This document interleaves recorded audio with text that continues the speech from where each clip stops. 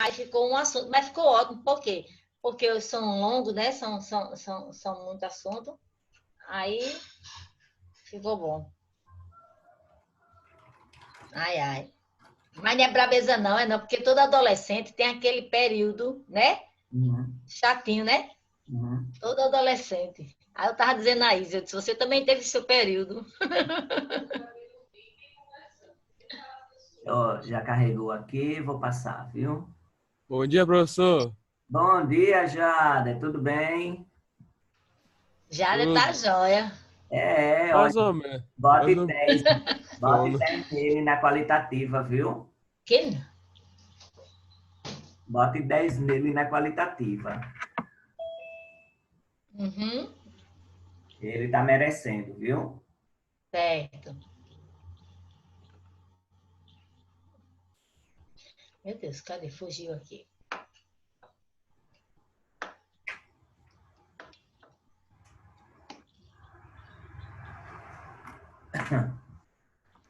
Jada tá 10, 10, 10, 10, 10. Melhorou muito, não foi, Gil? Hoje já melhorou demais.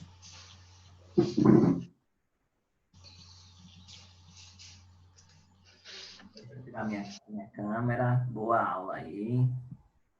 Tá bom, tá, obrigada. A União das Coroas Ibéricas. O domínio espanhol no Brasil. Em 1557, Dom Sebastião. Isso. Em 1557, Dom Sebastião I desceu, tem que descer. Isso, obrigado. Então, a gente está vendo a União das Coroas Ibéricas.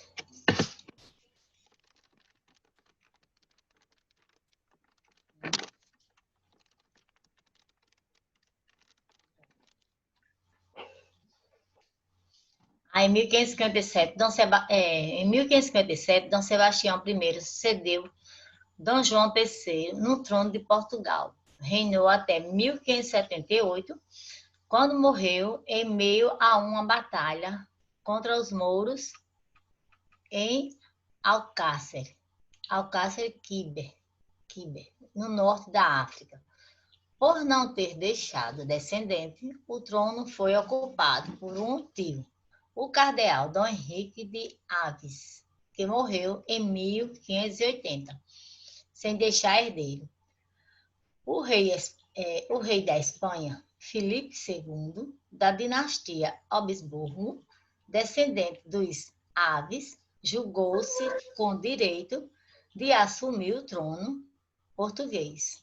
Ele ordenou a invasão do reino lusitano, tomou a coroa e uniu Portugal e Espanha em 1580, na chamada União das Coroas Ibéricas. A morte de Dom Sebastião e de mais de 10.000 soldados no mesmo combate deixou marcas profundas na população portuguesa. Em meio às incertezas da dominação espanhola, difundiu-se rapidamente a crença na volta do rei. Com seu retorno, ele reorganizava o reino e salvaria os portugueses das dificuldades que os assolavam. Essa crença na volta de um rei bom, capaz de trazer uma vida melhor ao povo sofrido, é chamado de sebastianismo e se espalhou entre os colonos. Mais de 3 séculos depois, no sertão baiano, em um lugar chamado Arraial dos Canudos, essa crença foi recuperada por um importante líder popular, Antônio Conselheiro. Exemplos do sebastianismo também são encontrados ainda hoje na literatura do cordel, muito comum no Nordeste do Brasil. Sobre a coroa espanhola, Portugal passou a atrair a oposição dos demais países europeus. Inimigos dos Habsburgos, suas colônias sofreram, aí tem que passar mais adiante, Marconil, por favor, a página. Eu leio aqui, se tiver. Isso, muito obrigada. Obrigada. Sobre a coroa espanhola, Portugal passou a atrair a oposição dos demais países europeus. Inimigo dos Habsburgos, suas colônias sofreram vários ataques, organizados por Inglaterra, França e Holanda. Para proteger a colônia americana das ofensivas inimigas, o exclusivo colonial foi reforçado, prejudicado os mercadores estrangeiros. Nessa época, a lavoura da cana expandiu-se e aumentou o fluxo de africanos escravizados para a América Ibérica, tornando ainda mais interessante para os negociantes lusos.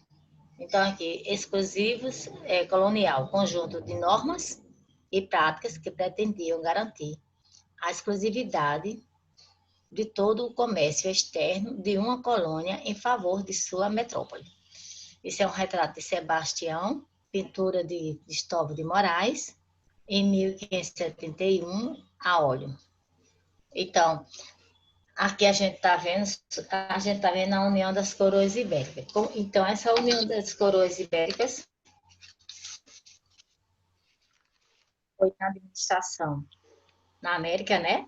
A coroa portuguesa foi o símbolo do poder, né, dos reis, até o fim da monarquia portuguesa. Então, a dinastia de Bragança. Sim, a coroa espanhola não estava empenhada na exploração das terras colonizadas por Portugal, pois tinha atenção voltada para a extração de metais preciosos de suas outras colônias na América lucrativa. No entanto, com o recolhimento de impostos. Para ampliar seus ganhos, o monarca espanhol aumentou os tributos cobrados dos comerciantes portugueses, perdendo o apoio da burguesia e da nobreza lusitana. Então, isso aí a gente está vendo, né, a união das coroas ibéricas, como a gente viu. Isso foi na administração da América Portuguesa, né? A coroa real foi o símbolo do poder, do símbolo do poder português, até o fim da monarquia portuguesa. Aí, como é que se diz? Quando, nesse domínio espanhol, teve um documento também que foi a Carta de Doação, que era um documento da coroa portuguesa, pela qual fazia a concessão de uma capitania, né, de um domínio, de um donatário. A gente vai ver agora a dinastia de Bragança, que é para a gente continuar. Sim. Maria de Missões. Certo, a dinastia de Bragança.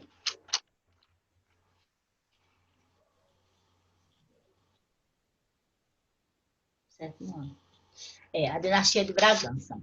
É do Conselho Ultramarino. Sob o clima de insegurança e descontentamento gerado pela atuação da coroa espanhola, foi organizado um movimento pela restauração da autonomia de Portugal, que se sagrou vitorioso.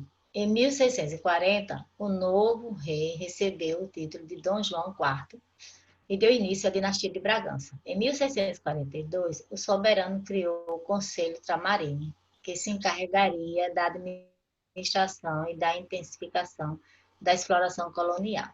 Na América Portuguesa, a centralização administrativa foi acelerada pela fiscalização metropolitana, mais rígida sobre a colônia e suas atividades econômicas. Os governadores gerais ampliaram o domínio administrativo e subordinaram progressivamente colonos e donatários. As capitanias hereditárias foram compradas, tornando-se capitanias da coroa. A administração municipal, as câmaras municipais da América Portuguesa, cuidava dos negócios públicos locais, instalados nas principais vilas, povoamentos em terras particulares e cidades, povoamento de terras da coroa. Essas assembleias eram compostas de vereadores e presididas por um juiz ordinário. Seus membros quase sempre eram grandes proprietários de terras, ricos senhores coloniais, chamados de homens bons. Depois do domínio espanhol, as câmaras municipais perderam parte de sua autonomia administrativa. No século XVII, os juízes ordinários, eleitos pelos homens bons, foram substituídos pelos juízes de fora, nomeados pelo Conselho Tramarino, com sede em Portugal. Iniciava-se, assim, um período em que as medidas da metrópole começavam a se chocar com os interesses locais, em razão do controle concentrador da coroa e da intensificação da exploração colonial. Então, essa é a administração municipal, né? Então, a gente viu a dinastia de Bragança e o Conselho Tramarino. Então, sobre esse clima da segurança e descontentamento gerado pela atuação da coroa espanhola. Então, foi organizado um movimento pela restauração da autonomia de Portugal, que se sagrou vitorioso. Isso foi em 1640. O novo rei recebeu o título de Dom João IV e deu início à dinastia de Bragança. Em 1642, o soberano criou o Conselho Tramarino, que se encarregava de administração e da intensificação da exploração colonial. Na América Portuguesa, a centralização administrativa foi acelerada pela fiscalização metropolitana mais rígida sobre a colônia e suas atividades econômicas. Os governadores gerais ampliaram o domínio administrativo e subordinaram progressivamente os colonos e donatários. As capitanias hereditárias foram compradas, tornando-se capitanias da coroa. Então, a gente deixa eu fazer aqui um respaldo. Aqui a gente tem, isso foi durante a administração da América, coroa real, né? Então, aqui uma carta de doação também, que foi um documento português, que fazia a cessão de uma capitania, que é isso que a gente está falando, né? Que depois tornou-se a capitania da coroa, que antes era que nós tínhamos a capitania hereditária, aí eles compraram, as capitanias foram compradas e tornou-se capitania da coroa portuguesa. Aí, de administração municipal, as câmaras municipais na América Portuguesa cuidavam dos negócios públicos locais, instalados nas principais vilas. Aí, povoamentos em terras particulares. E cidades, povoamento em terras da coroa. Aí tem, essas assembleias eram compostas de vereadores e presididas por um juiz ordinário. Seus membros quase sempre eram grandes proprietários de terras, ricos senhores coloniais, chamados de homens bons. Depois do domínio espanhol, as câmaras municipais perderam parte de sua autonomia administrativa.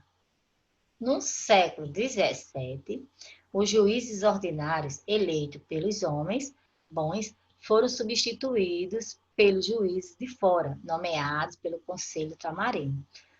Com sede em Portugal, iniciava-se assim um período em que as medidas metropolitanas começaram a se chocar com os interesses em razão do controle encontrado na coroa da identificação colonial. As missões, sim. Aí a gente vai passar adiante. Vice Marconil, por favor.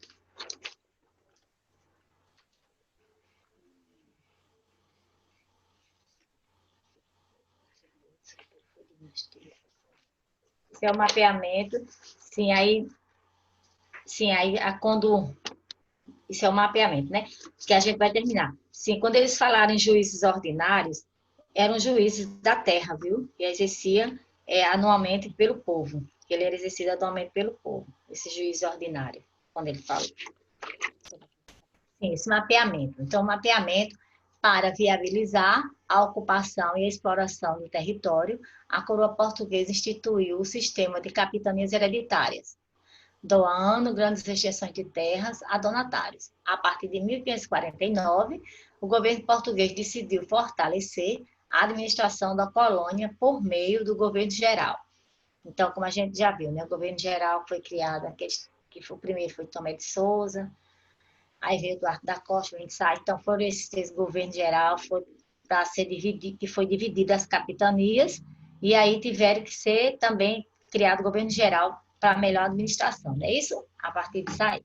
Aí ele faz, aí vem o outro também, o governo português decidiu ocupar suas terras na América a partir de 1530, com o objetivo de obter novas fontes de riquezas, já que os lucros da economia, já que os lucros do comércio com o Oriente estavam em declínio e de impedir a ocupação da costa por estrangeiros.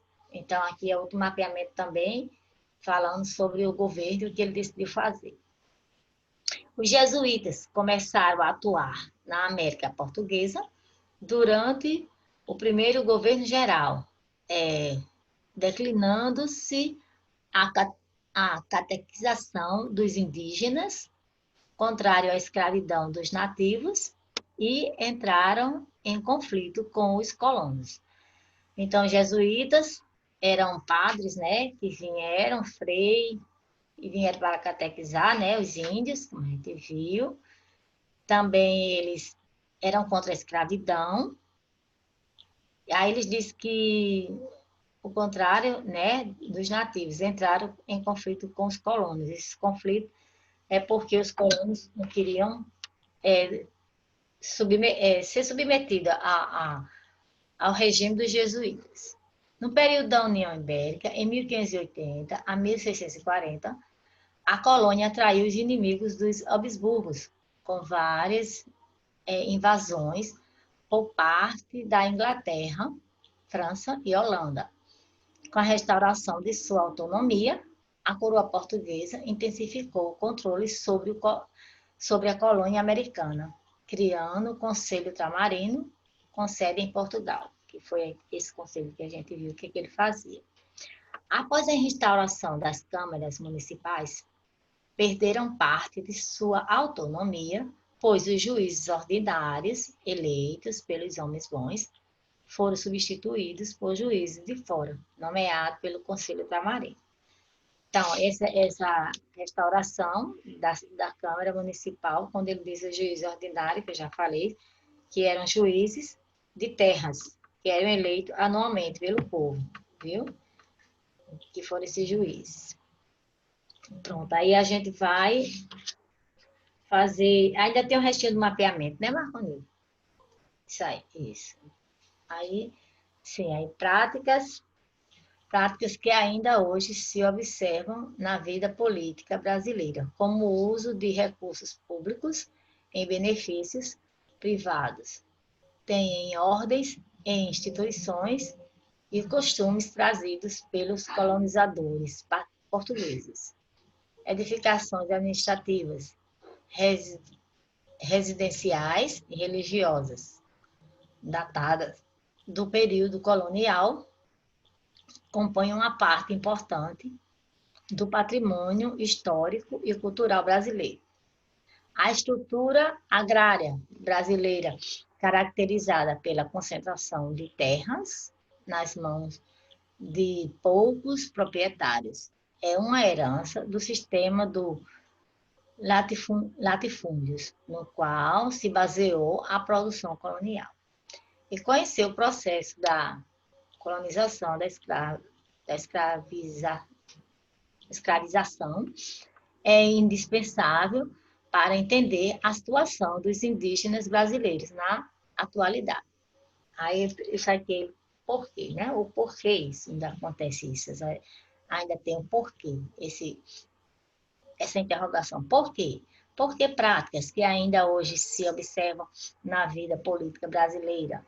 Por que as edificações administrativas, residenciais? Por que a estrutura agrária brasileira caracterizada? Aí conhecer o processo de colonização. Então, isso aí é o mapeando os saberes, o que já passou-se no livro, né? que foi desde do início, essa que a gente terminou, isso aí a gente viu a partir da Mata Atlântica, que foi a semana passada, e hoje a gente termina. E o assunto mesmo, do começo mesmo, do nosso assunto, foi a administração na América Portuguesa. Então, tudo isso, esse mapeamento aí, foi tudo que passou. Como ela foi, essa administração da América Portuguesa ficou dividida em duas partes, hoje a gente termina, né? Aí, tudo que foi agora, veio desde o começo do assunto, certo? Então, na Confederação da América Portuguesa, eu vou vou só dizer, porque isso aí vai ser um assunto de teste. Ainda vai ter leitura? Vai ter o exercício, viu? Então, a ocupação da América Portuguesa, aí é isso que eu estou dizendo, terminou aqui, nesse mapeamento, né, dos saberes, que foi desde o começo da leitura, viu? A administração na América Portuguesa. Foi dividida em 2 vezes a atividade, e aí hoje a gente termina. Aí você viu que a semana passada foi a Mata Atlântica, não foi isso? Aí hoje a gente termina. Terminamos aqui, aí a gente vai fazer o quê? Exercício no caderno. Uma revisãozinha desse assunto. E esse assunto é um assunto do teste. Viu? Então, aí dizia a Marconildo que eu vou fazer só o exercício agora. Pode... Aí eu faço exercício com perguntas e respostas. Vai fazer do livro? Ou eu faço aquele do caderno que a gente sempre faz? Se ele quiser. Do caderno, licença, eu vou mutar. Bote aí, apronte os cadernos, viu? Pra gente fazer. Pra gente fazer o exercício. Eu vou fazer a partir do agora, porque nós já tivemos Mata Atlântica.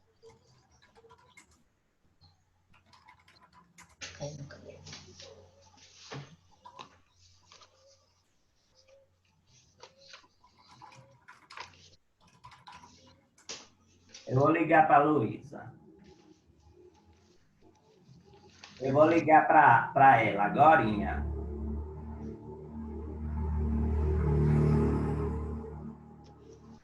Professor, você esqueceu de mutar.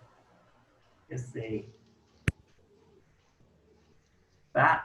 Tu vai para onde, ô Gil? É o exercício.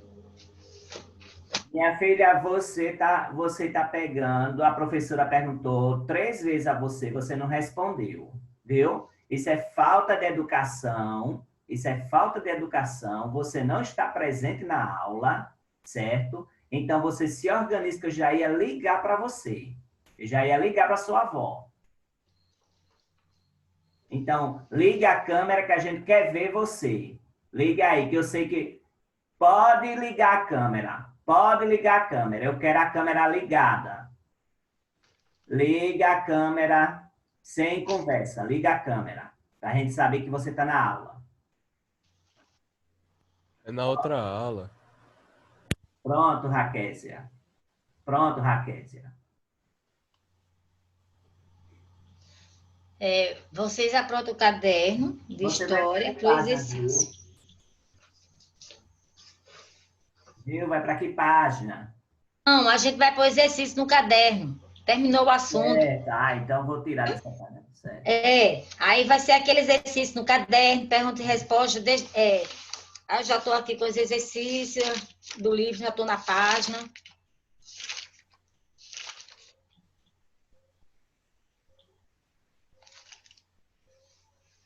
Posso começar já o exercício? A professora está procurando a matéria. Você bota assim, exercício de história, viu? Aí eu vou começar já. Exercício de história, eu vou começar já do da semana passada, que foi a Mata Atlântica, que a gente começou. Aí eu vou fazer já o exercício geral.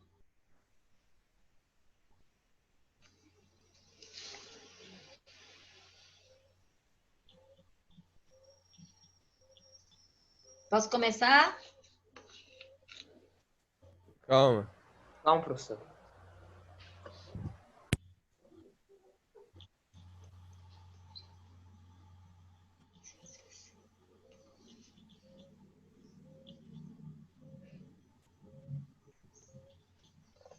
Pode ir, professora. Então, a pergunta de número 1 é essa. Não precisa botar o livro não, vice Marconildo. Se quiser deixar aí, pode deixar. Mas, porque eu vou fazer a partir da Mata Atlântica, da semana passada, né? Para chegar até o de hoje. Então, o número 1 diz assim: qual foi o primeiro cenário?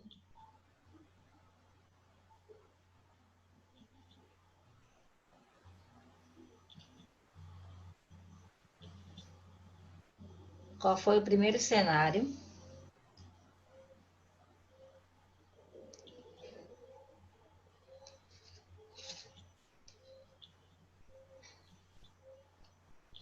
Primeiro cenário de encontro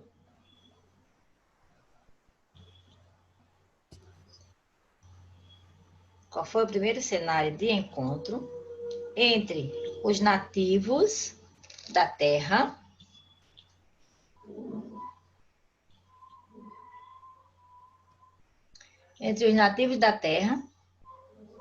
e os portugueses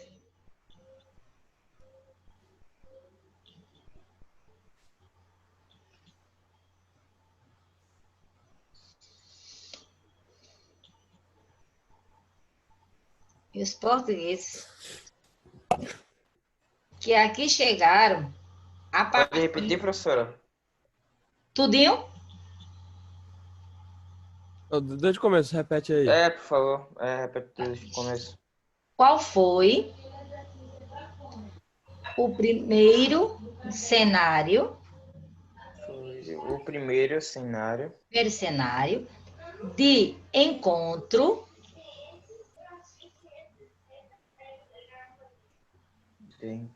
de encontro entre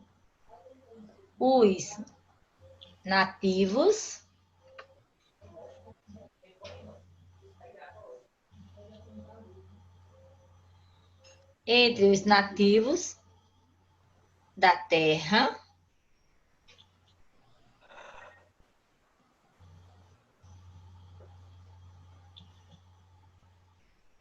e os portugueses que aqui chegaram.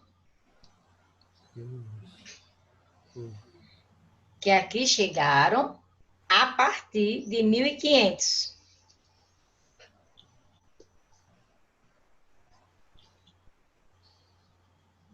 E os portugueses que chegaram.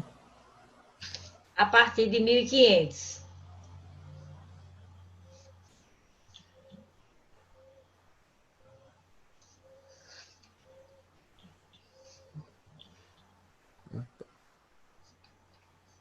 Essa pergunta já? Essa é a pergunta. Agora vamos para a resposta. Peraí, repete só mais uma vez. Qual foi o primeiro cenário de encontro entre os nativos da Terra e os portugueses, quer dizer, os nativos índios, né? E os portugueses que aqui chegaram a partir de 1500. Tá faltando alguma coisa? Não. Pode... Pra ter certeza que eu tivesse escrevido errado. Pode ir pra resposta. Resposta. Aí você bota a Mata Atlântica. A Mata Atlântica. Só isso? Não, eu vou botar o restinho, só um restinho, só para...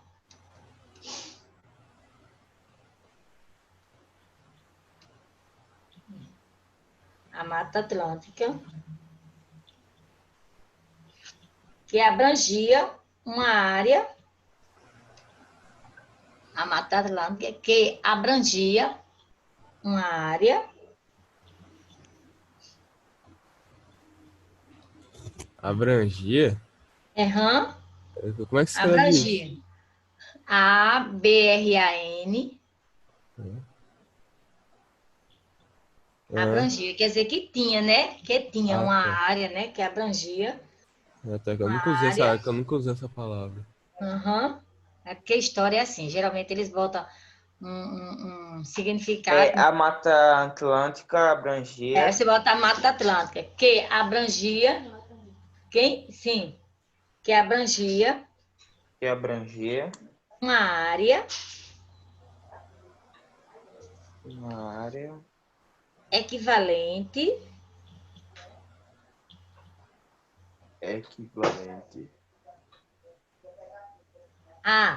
aí eu vou dizer os números, aí depois aí eu vou dizer como é que se escreve. 13, 15, viu? Peraí, Vai como botando assim? aí. Equivalente a 13 Peraí, equivalente a 3 porque se eu for ler assim 1 milhão, entendeu? Aí eu vou dizendo pelos números, viu? 13, 15. 13, 15. É tudo junto? Septando 13, 15, porque é milhões, né? Tá, 13, Aí se eu ler 15. os milhões todinho, vai ser ruim para você botar. Calma aí. A Mata Atlântica abrangia uma área equivalente.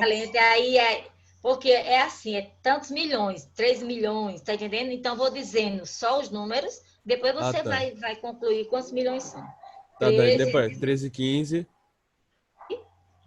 4, 6, 0. 4. Peraí, 6, 4. Peraí, depois de 4 vem o quê? 6, 4, 6, 0. 0. KM2. Então, como é que vai se ler esse número? 131, né? Milhões, 500, 13 milhões, 154.060 quilômetros quadrados, não é isso? Aí KM2. Tanto E se faz. estende, Peraí. aí KM2, quilômetros quadrados. Quilômetros quadrados, pronto. Aí você continua. E se estende-se,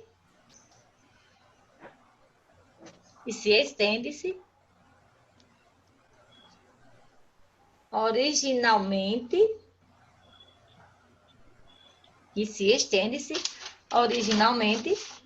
ao longo do território. Ponto.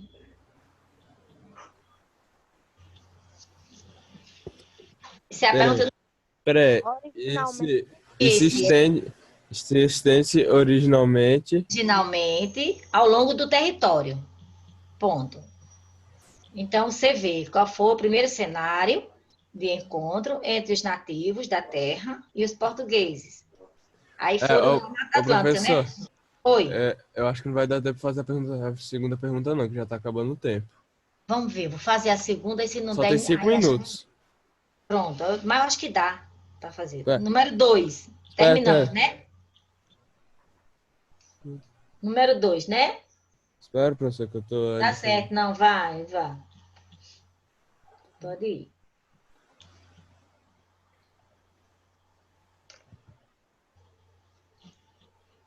Pronto, número 2.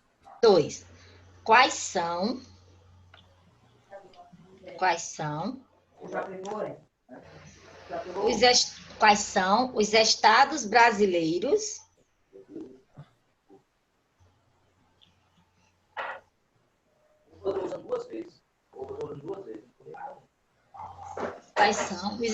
brasileiros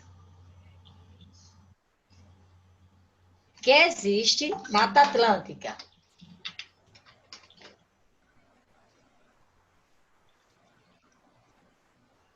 Quais são os estados brasileiros? Que existe Mata Atlântica.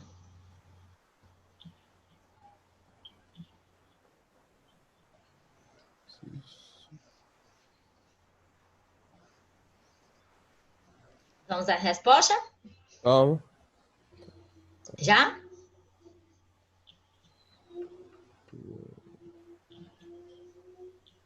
Resposta, viu? Espera. Tá bom.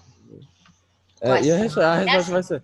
Você vai colocar só os estados ou vai dar detalhadamente? Não, os estados. Quais são os estados brasileiros que existe Mata Atlântica? Não, só os estados. Tá, Só vou botar os então vai lá. Então vai lá que o tempo tá acabando. Pode ir. Quais são os estados brasileiros que Pode dar a existem resposta. Mata Atlântica? Resposta? Sim, Vamos pode para a dar. resposta? Pode? Pode. Aí você bota Rio Grande do Sul. São 17 estados. Rio Grande do Sul.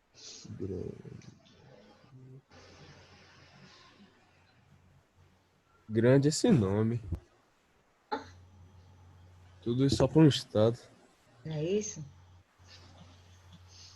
Rio Ah, Grande do Sul. daí Rio Grande do Sul é daí vírgula, né? É, vírgula. Cada estado que eu for dizendo vai ser vírgula. Rio Grande do Sul, vírgula. Santa Catarina, vírgula.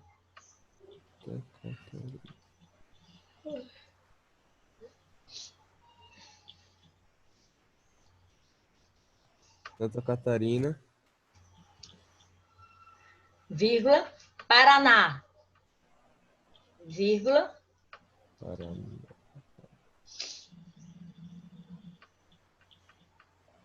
Paraná, Vírgula. São Paulo,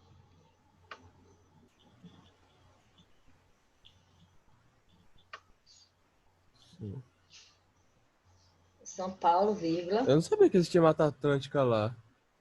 Mas tem. É porque Pouca, lá é um mas tem. estado, é aquele lá é um estado tão seco. É, mas tem pouca. Tá muito devastado. Isso em todo canto, viu? São Tá, São Paulo, Paulo, vírgula. Goiás,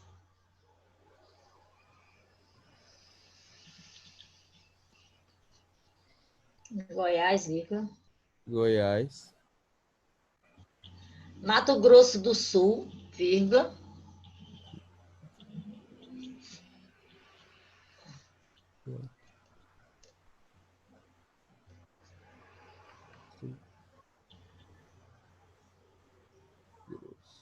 Mato Grosso do Sul, vírgula. isso, peraí. Vírgula, né? É. Rio de Janeiro,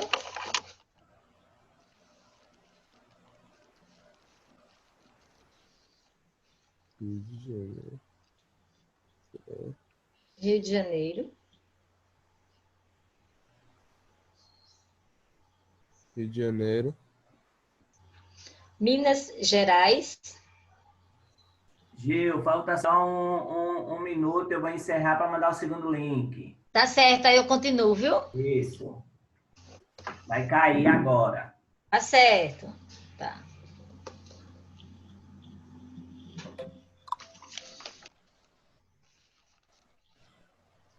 ai, que sono.